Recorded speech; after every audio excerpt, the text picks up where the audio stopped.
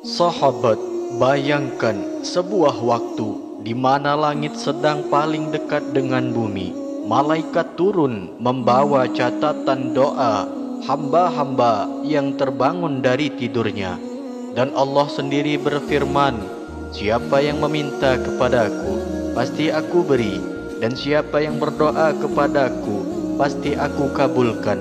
Siapa yang memohon ampun kepadaku, pasti aku ampuni." Itulah waktu setelah tahajud, sebelum fajar menyingsing.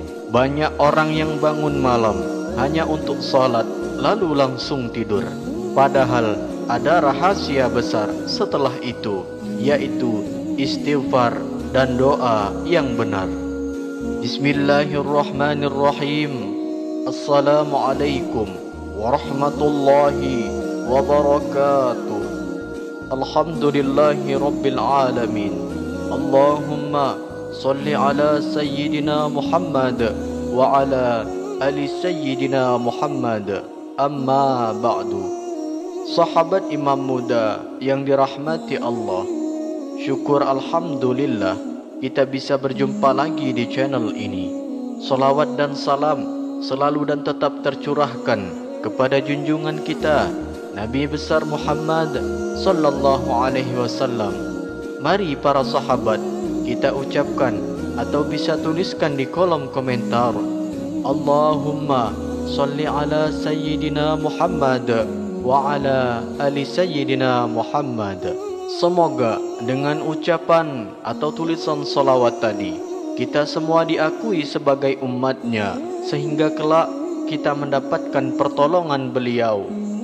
Harapan dan doa saya, semoga sahabatku semuanya selalu diberikan kesehatan, dilapangkan rezekinya, diampuni dosa-dosanya, dan dipanjangkan umurnya oleh Allah Subhanahu wa taala. Amin ya rabbal alamin. Sahabat imam muda yang dirahmati Allah, bayangkan di tengah malam yang hening, semua orang tertidur lelap, hanya ada suara detak jam dan desiran angin malam. Di saat itulah Allah Azza wa Jalla turun ke langit dunia seraya memanggil, siapa yang berdoa kepadaku akan aku kabulkan, siapa yang meminta kepadaku akan aku beri, siapa yang memohon ampun akan aku ampuni. Waktu itu adalah sepertiga malam terakhir, waktu yang paling mulia, di mana langit terbuka, malaikat mencatat setiap permintaan, dan ampunan Allah dicurahkan tanpa batas. Banyak di antara kita sudah mengerjakan tahajud, tapi lupa bahwa setelah salam ada satu momen emas yang menentukan keberkahan hari kita.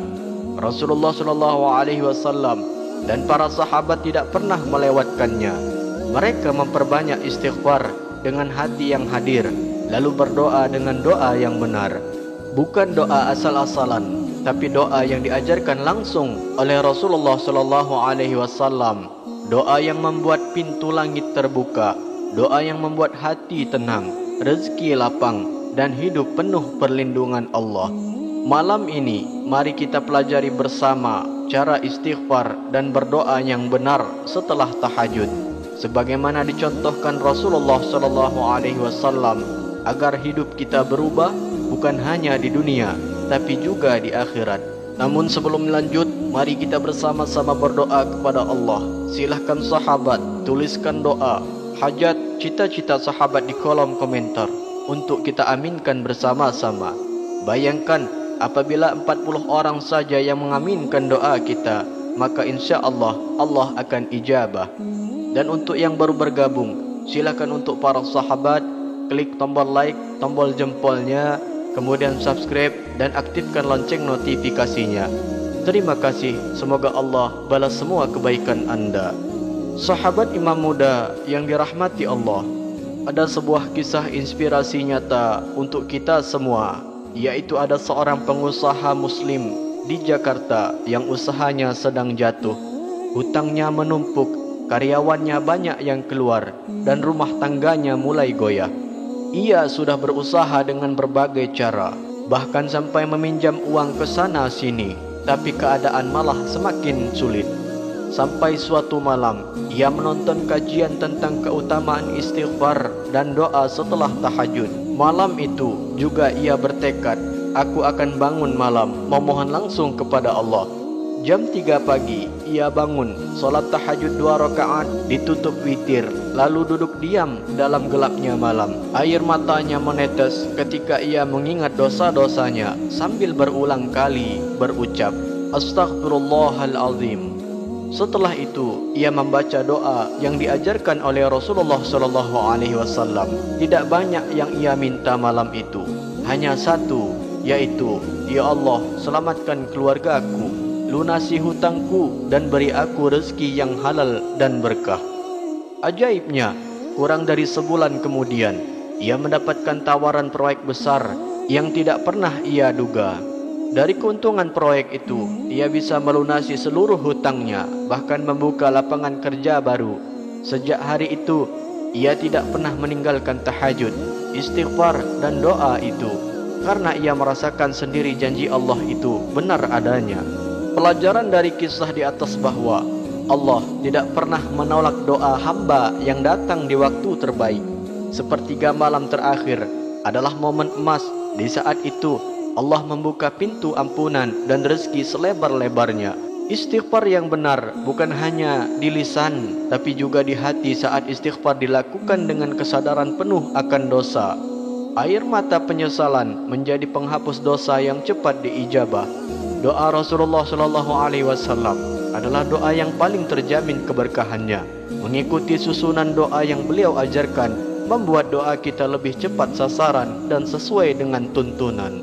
Sahabat imam muda yang dirahmati Allah, berikut adalah cara mengamalkan istighfar dan berdoa yang benar setelah tahajud sesuai dengan tuntunan Rasulullah SAW yang bisa kita langsung praktekkan agar apa yang kita harapkan diijabah oleh Allah Subhanahu wa taala. Yang pertama, bangunlah di sepertiga malam terakhir. Waktu terbaiknya adalah sekitar jam 2:30 sampai menjelang subuh. Pastikan para sahabat tidur lebih awal agar tubuh segar ketika bangun. Lalu yang kedua, solat tahajud dan witir. Laksanakanlah minimal 2 rakaat tahajud dan 1 rakaat witir. Jika mampu, lakukanlah lebih banyak sesuai dengan kemampuan Anda. Lalu yang ketiga, duduk tenang dan hadirkan hati. Jadi setelah salam, jangan langsung tidur. Diamlah sejenak, rasakan ketenangan malam dan hadirkan rasa rindu kepada Allah. Yang keempat, perbanyaklah istighfar dengan kesadaran penuh. Ucapkanlah perlahan, penuh dengan penghayatan, kemudian bacalah istighfar agung ini. Astaghfirullahalazim, alladzi la ilaha illa huwal hayyul qayyum wa atubu ilaih. Bacalah istighfar ini minimal 3 kali. Bisa diperbanyak sesuai dengan kemampuan lebih baik. Saat mengucapkannya, ingat dosa-dosa yang pernah dilakukan dan niat kuat untuk tidak mengulanginya. Setelah itu, lanjut dengan membaca doa yang diajarkan oleh Rasulullah SAW. Bacalah doa yang diajarkan kepada Ali bin Abi Thalib radhiyallahu anhu. Adapun doa mustajabahnya adalah sebagai berikut. Allahumma inni a'udzu biridhaka min sakhatika wa bimu'afatika min 'uqubatika wa a'udzu bika minka la ahsi thana'an 'alaika anta kama athnaita 'ala nafsika. Yang artinya, ya Allah, aku berlindung dengan ridhamu dari murkamu, dengan maafmu dari hukumanmu.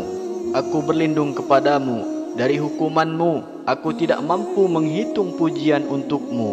Engkau sebagaimana engkau memuji dirimu sendiri. Lalu yang kelima, yaitu sampaikan doa permintaan khusus. Setelah itu, mintalah para sahabat hajat khusus seperti hajat dunia dan akhirat, kesehatan, keluarga sakinah, rezeki halal, keselamatan dunia akhirat. Mintalah dengan penuh keyakinan bahwa Allah pasti akan menjawab. Lalu yang keenam, rehat sejenak menjelang subuh. Gunakan waktu ini untuk menenangkan hati. Bersiaplah berwudu lagi jika batal. lalu solat subuhlah dengan khusyuk. Sahabat imam muda yang dirahmati Allah, setiap malam adalah kesempatan baru untuk mendekatkan kepada Allah. Allah sudah memberikan kita waktu terbaik, janji yang pasti dan doa yang terjamin dikabulkan. Tinggal kita mau mengetuk pintu langit atau tidak. Jangan tunggu hidup kita terdesak baru ingat tahajud. Mulailah dari malam ini, walau hanya 2 rakaat, walau hanya istighfar 3 kali, tapi dilakukan dengan hati yang hadir. Karena bisa jadi satu malam itu menjadi titik balik hidup kita. Semoga Allah menjadikan kita hamba yang dicintainya, diampuni dosa-dosanya, dilapangkan rezekinya, dan dijaga dari segala keburukan di dunia maupun akhirat. Amin ya rabbal alamin. Akhirul kalam. Wassalamualaikum warahmatullahi wabarakatuh.